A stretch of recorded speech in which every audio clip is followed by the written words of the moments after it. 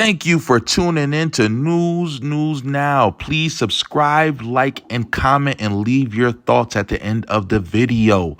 Today we have Diddy's latest updates on the Diddy raid, the sex trafficking allegations, and the latest updates on the news. As we know from the past couple months, ever since the Cassie lawsuit, Diddy has been in a lot of legal trouble. This is not the first time. He has been in legal trouble before, and he has been able to get away. Now they are cracking down on Diddy and the Diddy Code. What is going to happen next? Let's tune in to the latest updates from Fox News. About the very latest. We know in the first 9 months of 2023, Sean Diddy Combs triumphantly performed at the MTV VMAs, released an R&B album that received a Grammy nomination, and was a suitor to buy the BET network. But several lawsuits filed late last year raised allegations of sexual assault and rape against Combs, one of hip-hop's most recognizable names as a performer and producer. The music mogul's homes in Los Angeles and Miami were searched Monday by federal agents with Homeland Security investigators and other law enforcement. Officials saying the searches were connected to an investigation by federal authorities in New York City. Joining us live this morning to further explain is Fox 5 New York's Lisa Evers. And Lisa, it's been quite a week with Diddy headlines. How are you separating the news from social media, tsunamis, to gossip? I think that's what we need to do first and foremost, because, we have to separate these two periods before this raid, these raids on his homes in Los Angeles and Miami that happened last Monday, from what we're hearing and seeing on social media. All the social media platforms, people seem to be coming out of the woodwork. Now, up until pre-Monday, the raids, he had 5 civil lawsuits filed against him. These are civil lawsuits. And it's important to keep in mind that even as of today, there are no criminal charges that we know of that are on public record against Sean Diddy Combs. Has he beaten cases in the past, like the 1999 gun case, which involved J-Lo at the time? Yes, but he has never been convicted of a crime. So that's important to keep in mind, because I think when you look at the volume, just the sheer volume of accusations, it's a backup dancer. It's somebody who was in the club. It's people the gentleman who was his music producer over the past year, Rodney Jones, known as Little Rod. There are all these allegations. And I think a lot of people, particularly in the hip hop community, up until that raid happened on Monday, they were basically saying, okay, well, these are civil cases. A lot of things can happen.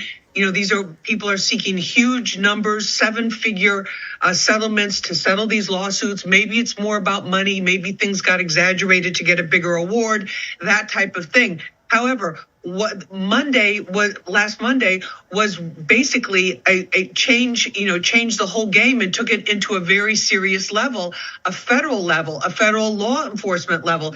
And not only did we have the raids that we saw in Los Angeles and Miami, but we also had Homeland Security and the Southern District of New York, which is the federal district that covers Manhattan and handles the federal court cases. It is known as one of the toughest jurisdictions in the United States, and the most seasoned prosecutors. It's the district that many of them aspire to work at because it has such a reputation. So they basically said, this is under an investigation from our office. So it's an investigation that started out of New York, but they were going through the Los Angeles home, going through the Miami home. And so far, from what we know, again, officially on the record, not from what people are saying or what people are saying on blogs, blog posts, or the different social media platforms, is that no, he hasn't been charged. There was a man that was charged in Miami this week, who's the alleged drug mule for him. That's what they're calling him. But as of now, there are no criminal charges filed against him. Now, I spoke with some of my federal contacts and federal sources to find out what's really going on here. Because, Janae, when we have a crime, when we see a crime being committed, the crime will be committed. There's an investigation. And then a lot of times we'll see a various police or sheriff's department. They're making the apprehension. They're taking the people, somebody into custody for that particular crime. In the federal law enforcement arena, it's very, very different. They do their investigation. They do a lot of investigation. So people are like, oh, well, they raided the house and nothing happened. That was nearly a week ago. That doesn't mean the investigation is over by any means, or that Diddy is in the clear. It just means that they are doing what they need to do. In this particular case, knowing that it's so high profile, I'm sure that they're going to be going extra hard, extra careful to make sure they do everything by the book. Now, let's talk about that raid again. The Los Angeles home, we saw these heavily armored vehicles coming down a residential street in one of the most affluent, wealthiest areas of Los Angeles. They're going there. It's broad daylight. The officers, the Homeland Security agents, they're in full tactical gear. That some of them have long guns, and they're going up there. So I spoke with a former Homeland Security official, investigator, and he told me that one of the only way that they could have done that is if they had warrants that were based on evidence or testimony from other people saying that in this particular room there was this, in this particular room this happened, or in this particular room there were hidden cameras, which has been an ongoing allegation throughout the civil cases. And also, of course, in the popular culture and on social media. But he said that they had to have a very specific warrant in order to do the kind of raid that they performed, particularly in Los Angeles. And that it isn't a thing of where, like you see on TV, oh, let's get the judge to sign off, and then they just sign, oh, yeah, you can go into the house. You're talking about the LA properties, a $40 million property. There were 4 buildings on that property, the house and then 3 other buildings. So they had specific areas they were looking for, specific things they were looking for. I'm sure a lot of it had to do with computers, with laptops, with cameras, with any type of flash drives or hard drives, external hard drives that might be around, to try to build these cases. Now, law enforcement sources tell me as well that they feel that there must be an informant within his camp at this particular time. So that's something to keep in mind as well. But as of this point, Sean Diddy Combs has not been charged with a federal crime in connection with any of this. He's vehemently denied all of the civil suits, has settled some of them, but is still facing others. But with the criminal charges, his attorney, Aaron Dyer, put out a very, very severe, very strong statement saying this was just complete overreach by the feds.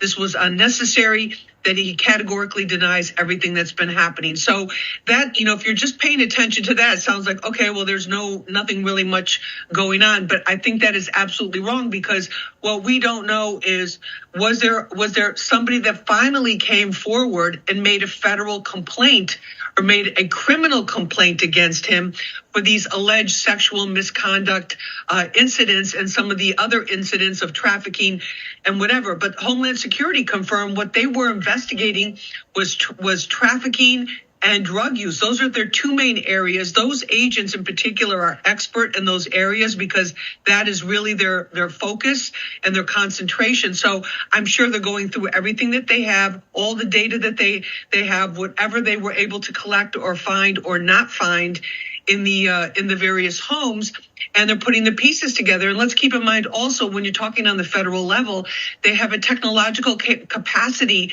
that is extremely extensive. It's not just a question of getting a warrant to put a wiretap on one person's phone or one person's laptop or iPad or whatever, tablet, whatever they're using to communicate. It's also, they have ways of aggregating the data so that they can look at it and say, okay, this person is talking to these 3 people at 2 a.m. in the morning every single time, on certain nights or whatever. And they can start to put together patterns. So I'm sure they're looking at everything that they have. And it's not a question of there's no investigation. It's a question of there's an investigation that's ongoing. And of course, everybody's trying to speculate what's going to be part of that. How far can it go? And this is the other big question, Janae, is when you're talking about sex trafficking or human trafficking, in some instances, there's no statute of limitations. In some cases, the legal experts tell me that there are. In other cases, there aren't. And so there's just a lot of questions about this and what is going to come out of this. So that's on, the side against Diddy of what he's facing. Now, in terms of his stature, this is not just another hip hop artist turned entrepreneur. This is somebody that is a larger than life figure. He was an A-list celebrity among A-list celebrity circles. His parties were incredible. I attended some of them when he was based out of New York City. Many other people did. They were huge. There were hundreds of people. Everybody who was anybody was there, from athletes to entertainers to people in the media business to tycoons to investors, all that, all of those types of individuals. So it remains to be seen who is going to end up, if anybody, being charged with this, or if this is being used to investigate allegations that were made. The other thing we need to keep in mind, too, is there were some extreme, starting with especially in the Cassie civil suit, and then the case that followed that, victim number 4, the Jane Doe, who was underage, who alleged that she was trafficked from Detroit to New York and then gang raped by Diddy and some of his associates. So the evidence in that, according to my understanding from legal experts, if there's anything that seems to be a valid, an allegation of a crime, if it can be substantiated, that civil case can then turn into a criminal case. So we still don't know yet quite what set off the activities that we saw last week, but it was a pretty clear-cut statement from Homeland Security that there was an investigation underway and that it was being headed out of the Southern District of New York. And New York, of course, is where all 5 of these civil suits against Diddy were filed. And then every day it seems, Janae, there's another person coming out who used to work for him, who was a dancer, who was this, who was that, saying they were here. This is what happened. But again, we have to, we're journalists. We have to look at what are the facts. Did they ever file a criminal complaint? Is this the first we're hearing from them now, 10, 15, 20, 25 years later?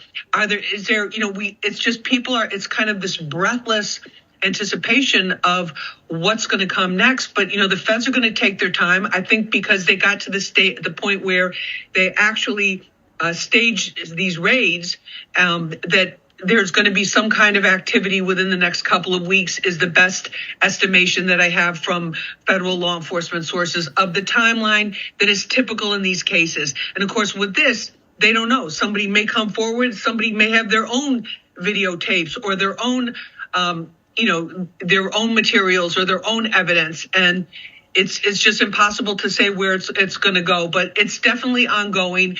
And it's just, I think it's important to keep in mind too, we always say this every time we talk about a high profile individual who comes in the crosshairs of law enforcement, is that you're supposed to be innocent until proven guilty. However, in this day and age, you can be found guilty on social media with little proof, with very little proof. And, it's a game of people wanting to do things for likes, or maybe getting paid by to appear on certain people's podcasts, or to do whatever they're going to do. So there's definitely a lot more to come, but we have to look at what we're dealing with now.